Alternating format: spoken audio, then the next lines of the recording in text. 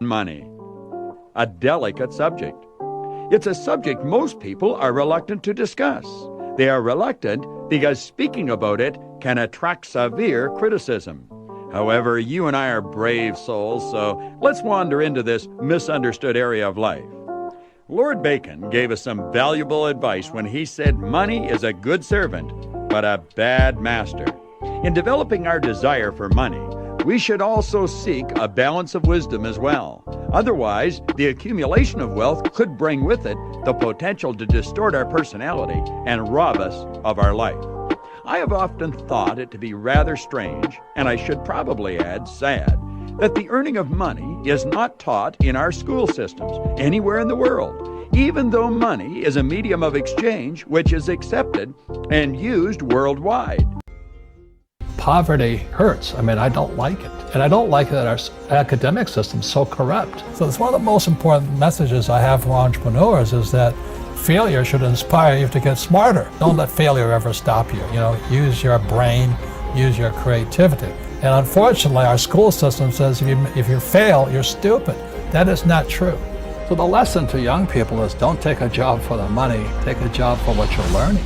In school, they compensate for risk by telling you to memorize the right answer. So in other words, these kids young people like you leave school thinking, oh, if I know the right answers, then there's no risk. And it drives old guys like me crazy. We learn from our mistakes. Mistakes are opportunities to get smarter, be humble, and take a look at something. Millennials are the most highly educated. They know all the answers, but they're afraid of doing anything.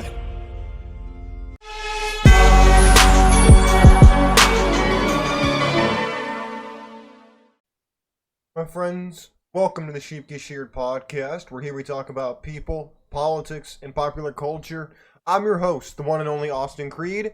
My friends, when I play a clip like that, it energizes me, truly. I love hearing the motivation, the truth of... Look, I've told this story before about the wedge of discouragement. I find it to be very accurate. When you look at the fact that so many people are so afraid of taking action, they're afraid to fail, they're afraid to do something wrong. When I think is it Robert Kiyosaki? I think that's his name. I really hope I'm getting that right. When he talks about how it drives the older generation crazy that younger people are afraid to make any semblance of a mistake. Any kind of risk taking is seen as negative or bad. When the opposite is true. And you might be asking me, Austin, what does this have to do with the topic today? Well, the topic today is how to never be poor. Now, when I say poor, what image comes to your head? Do you picture maybe someone who's homeless? Do you picture someone living in a tent? Do you picture someone shaking out like they're opening their wallet and, dust comes out? Well, what do you picture when you picture poverty? Now, I would like to make a distinction between poverty and being broke. They are not the same thing.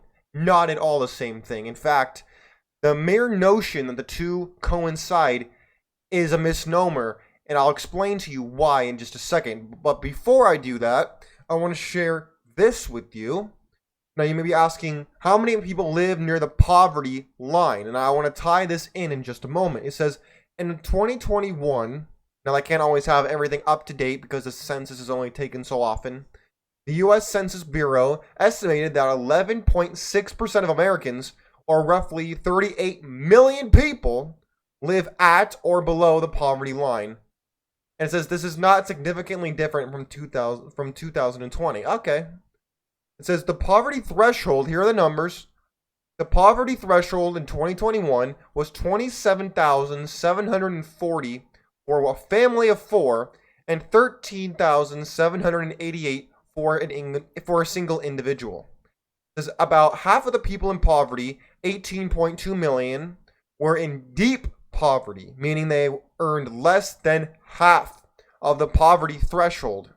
So half of 27.7 thousand if they're a family, or half of 13.7 if they were an individual. There's 11.6 million people live just above the poverty line. United Nations Social Policy and Development Division, say that 4 times fast, identifies inequalities in income distribution and access to resources, services, and opportunities as the causes of poverty. And of course, they go on a list: women, religious minorities, and racial minorities are the most vulnerable. Yeah, we get it. The standard line, when you read a sentence like this, you think that the white man stole it from them. Yeah, thank you very much for that. We appreciate it. Thanks. Everyone loves a good boogeyman, I guess. But my friends, I bring that up to help drive this notion home to you that being poor and being broke are not the same thing. Broke is a temporary financial situation. Poor is a mindset and a lifestyle. Now, you might think, oh, I might be poor. No. Being poor means those who are people. When someone says you're broke, that means I had money at some point, right? Or, whether it was a lot of money or a little bit of money, I had money at some point. Because you had to have something to lose it. That's what being broke means. Being poor means you live in it. And I find it to be rather strange, and I might say really concerning, that people talk about poverty almost as if you're poor, you have superior virtues, and if you're rich, you're bad. Or you're inherently greedy, you're evil, or you stole it from somebody. Not true. Not true at all, by the way. In fact, I find it funny that people say that when you're poor, you have money problems. No. It's the lack of money that's your problem. How can you have money problems when you don't have much money? It's the rich people who have money problems. Excuse me. It's the rich people who have money problems, and they have far more money problems than the people who are poor. But I want to highlight something from the first video talking about the making of money.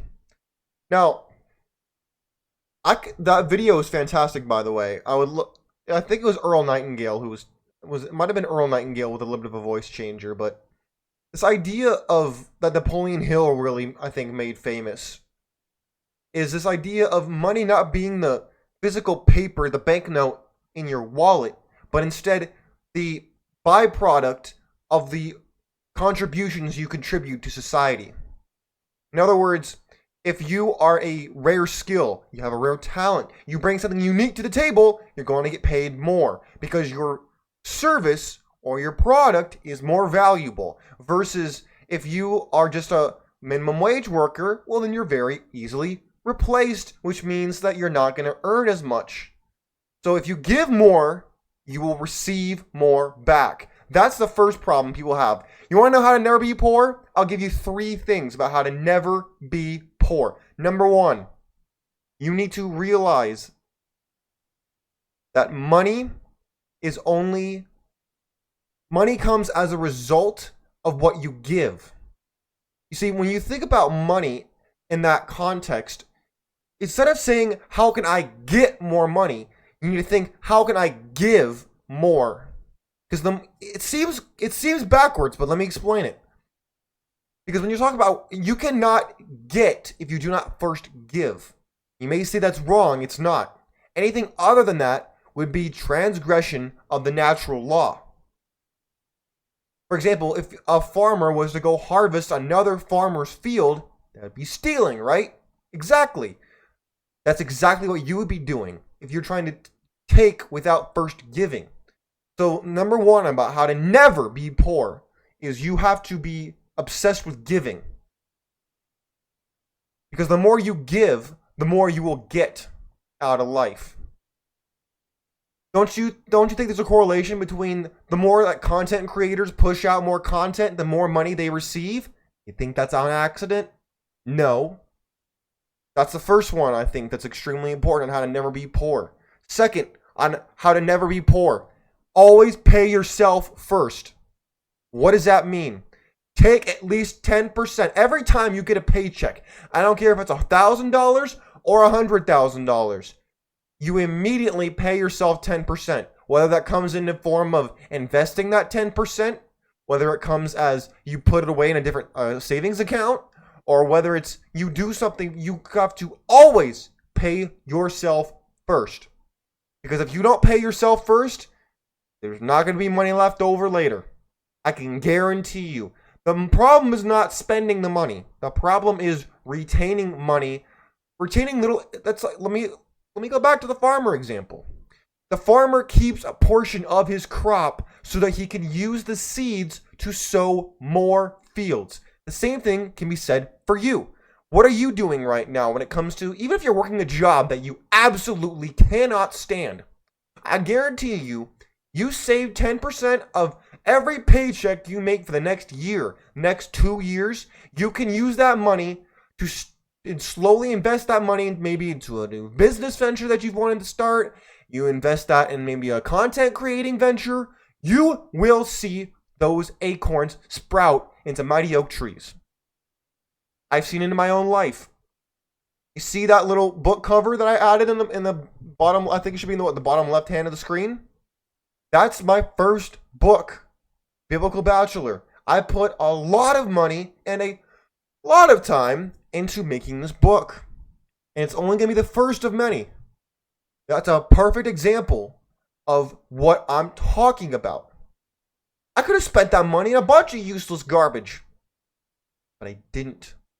Instead, I invested it in myself because I paid myself first so that I could use that money however I wanted. See how that works? We had number 1.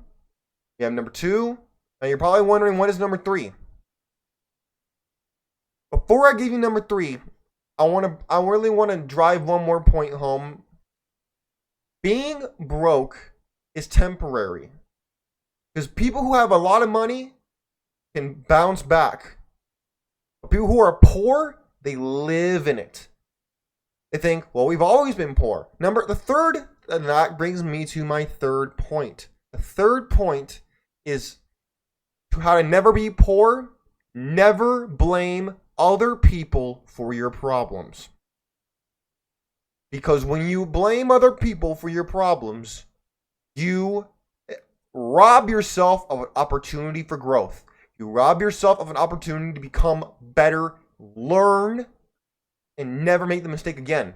When you blame someone else, it's very, very easy to just say, oh, you know what, that was a fluke, it's not going to happen again. You'll try the same thing again, and it will produce the same result, and then you'll blame someone else again.